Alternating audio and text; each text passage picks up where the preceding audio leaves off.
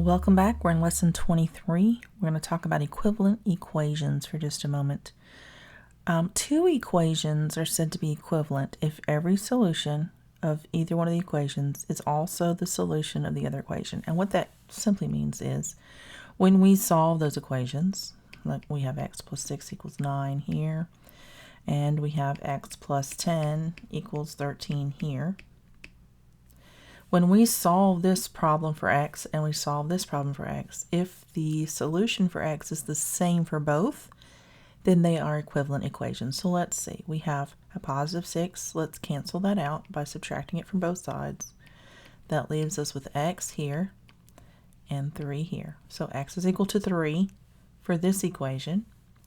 And on this side, we're going to subtract 10 from both sides to eliminate it from this side, but keep both sides equal. It leaves x here and 3 here. So both of these equations have the same solution. So these are what we would call equivalent equations. You're going to want to write that down. It is a term that we'll refer back to. It's just terminology. So all that means is that when you solve for the variables, all the variables equal the same. That's all that is. And then you just need a little illustration to show you what that means. Now let's talk about the additive property of equality. All that means, it's like a big fancy mouthful. The additive property of equality. That's just another fancy way of saying whatever you do to one side, you have to do to the other.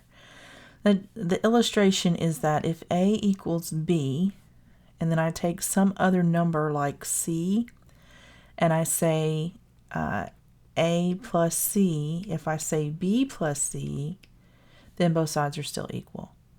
So whatever you do to this side, whatever you add to or subtract to this side, if you do the same thing to this side, then they are the same.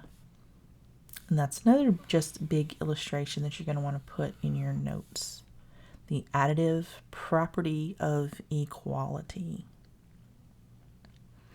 Okay, so now let's go on to a practice problem. I think we can do it right here. 23.1.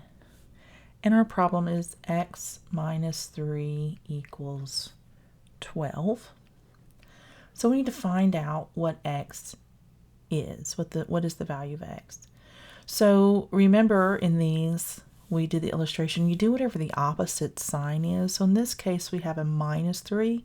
So to cancel this out, we're going to add 3. But we have to do that to both sides so that this remains true. So this cancels, and now we have x equals, perform the math here, 15.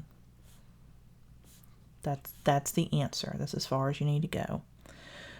We have another practice problem, and this one has fractions. This is 23.2. And this one says x plus 1/4 equals negative 3/8. So my goodness, what was x to start with? So we're going to do the same thing. We're going to do the opposite, or put its opposite on here. We're going to do it to both sides. So it's going to be minus 1/4 and minus 1/4. So these will cancel here, and then we have x. So now we have a negative 3/8 minus 1/4. Well, what are we going to do? Because we know from the very first lesson this year, we have to have a common denominator. So 4 is a factor of 8. We know if we multiply 4 by 2, we'll get an 8. So we need to multiply this entire fraction by 2. So x is going to equal negative 3/8 minus 2/8. Well, negative 3 minus 2, x is going to equal negative 5/8. And that's our answer. That's as far as we have to go. All right, we have one more. Let's try it out. And this one says, it's a little bit different. Let's go ahead and clear the page. If you need to pause and write these down, do so. I'm clearing it now. This is our last problem, 23.3. And it says to solve for k. And we have k plus 2 1/3. And that equals 2/9. All right, so we're going to do the opposite again. We're going to take the opposite so it'll cancel out. And we're going to do that to both sides. So this cancels. So we bring down k because that's all we have left. And now we're going to do the math here. We have 2/9 minus 2 1/3. Oh goodness, we need to change this denominator.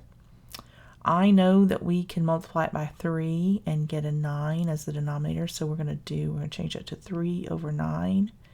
We're just going to cross that out. That'll be easy enough to see. So now we have 2/9 minus 2 3/9.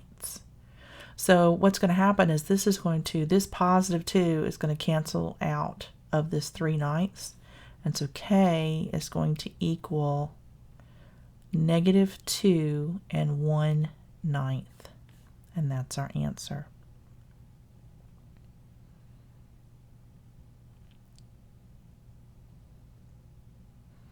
All right. Now, if you wanted to, you could have made that a improper fraction and solved it just as well. It's easy to do, but that's the last problem we had for lesson 23. And I will see you in lesson 24. That's all I got.